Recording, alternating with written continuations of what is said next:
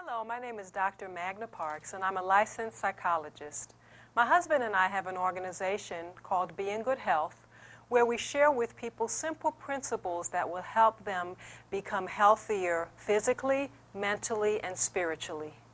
Today, we will be talking about what we think we become.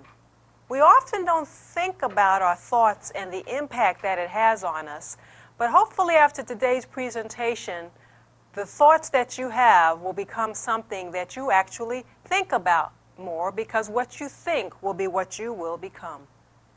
The Bible tells us, the wise man Solomon says, "For as he thinketh in his heart, so is he."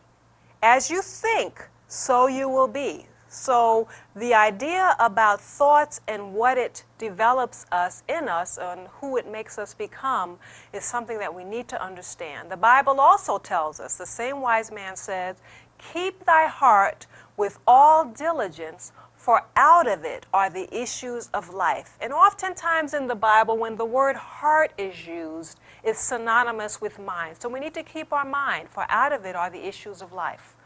Our thoughts affect our behavior. Your thoughts affect your actions towards God, towards others, and towards yourself. What you say to yourself will determine what you do. And this will become more clear as we go on in this presentation. Our thoughts also affect our feelings. Most of our feelings come from what we tell ourselves. Oftentimes we think feelings just come out of thin air, but it's often related to the things that we say to ourselves. Our thoughts also have an impact on our body. Every time, Dr. Daniel Amen says to us, every time you have an angry thought, an unkind thought, a sad thought, your brain releases chemicals that make your body feel bad. And it also activates your deep limbic system. And that's part of your brain that has a lot to do with your emotions and the regulation of your emotions. Think about the last time you were mad, he goes on to say. How did your body feel? When most people are angry, their muscles become tense. Their heart beats faster. Their hands start to sweat. Your body reacts to every negative thought that you have, and I will add every positive thought as well. So we need to understand and see the impact of thoughts. Another aspect of thoughts and the body, Dr. Mark George at the National Institute of Mental Health, NIMH, studied the activity of the brain in 10 normal women under 3 different conditions: when they were thinking happy thoughts, when they were thinking neutral thoughts, and when they were thinking sad thoughts. During the happy thoughts, the women demonstrated a cooling of the limbic system. Remember earlier I talked about the limbic system having an impact on emotions? Well, when the women had happy thoughts, that limbic system just cooled down. During the sad thoughts, however, he noticed a significant increase in the deep limbic system activity. So the happy thoughts kind of cooled it down. The sad thoughts made some more activity in them, made it hotter, if you would like to say that. Powerful evidence that your thoughts matter. Another interesting thing that I found or was exposed to was a study that measured the brain waves of Buddhist monks and graduate students. They were shown movies of burn patients and the medical staff tearing at their skins. I can't imagine watching something like that. For graduate students, the right side of the cortex lit up when they were watching. This suggests that they were experiencing fear, anxiety, etc.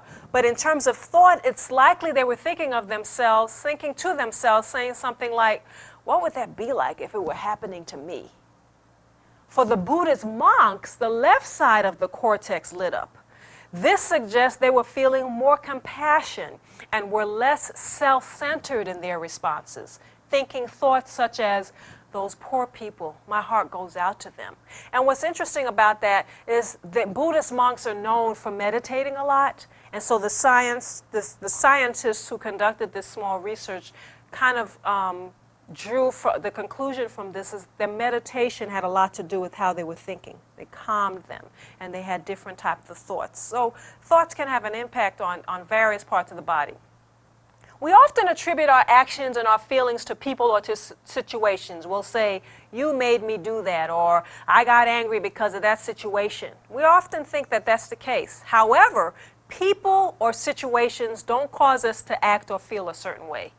It is our thoughts about these people or situations that lead to certain feelings and actions. That's kind of foreign when you first hear about it, but as you think about it, it makes more sense. It's not what happens to you, but it's how you react to what happens to you that leads to how you're going to eventually behave. Let's go and give some examples of this. A church member, you go to church one Sunday or Sabbath, and the church member does not speak to you. So you think, what's wrong with her? I know she saw me. Why is she ignoring me?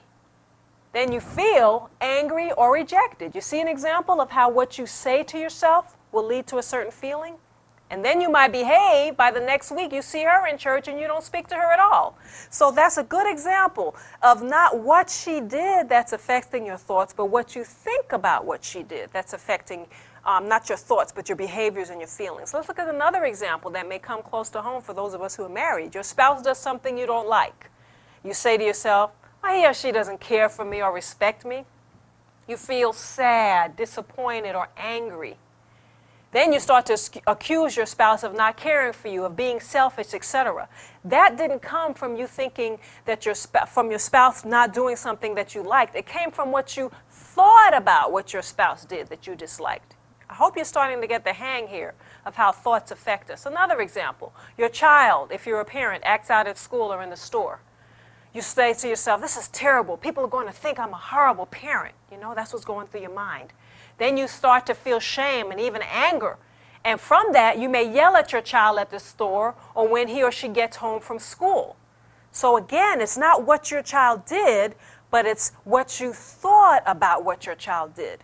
Some of this may seem strange and new to you, but as you think more about this, it will make a difference. I'll give you a classic example. Sometimes I'm driving in my car and someone makes a very foolish move in their car. What I think about that move will determine how I respond. If I say to myself, this idiot, I can't believe they're driving like this. How did they get a license?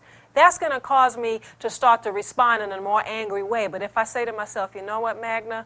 People on the road don't always make good decisions. It's okay. You're safe. I respond differently. So I've seen in my own life how changing my thoughts makes a difference in my response and my feelings. My favorite health educator, you're going to hear me refer to her a lot if you see my presentations. She has such powerful information to share, and she wrote this over 100 years ago. She tells us the power of right thought is more precious than the golden wedge of Ophir. And this is an example of a golden wedge, considered priceless. But she says the power of right thought is even more precious than that. We need to place a high value upon the right control of our thoughts. We don't think about that, but we have to place a high value on this. And she also tells us, few realize that it is a duty. It is a what? It's a duty to exercise control over their thoughts and imagination. Sometimes we're encouraged, let your imagination go wild, just let it go free. But she's telling us here just the complete opposite, that it is a duty for us to control our thoughts and imagination. I worked in a center that specialized in working with sex offenders, and part of their problem was that they did not control their thoughts. And the psychology world recognizes this. And part of our work with them was to help them to recognize what thoughts they were having when they would see, in this case, kids that they wanted to molest. And we helped them understand their thoughts and change that. Now, I will tell you, that might have helped control the behavior a little, but it didn't cure them. In fact, in the psychological world, it's stated that sex offenders cannot be cured. But I'm a Christian, and I believe if you move past just teaching them about thoughts and you give them something spiritual, it will help them. So I have more of a faith in their help. But just getting back to this, helping them control their thoughts was real important in helping them not to reoffend. So this is not a new concept. She told us this over 100 years ago. Let's look at some specific thought problems in the Bible, and if you can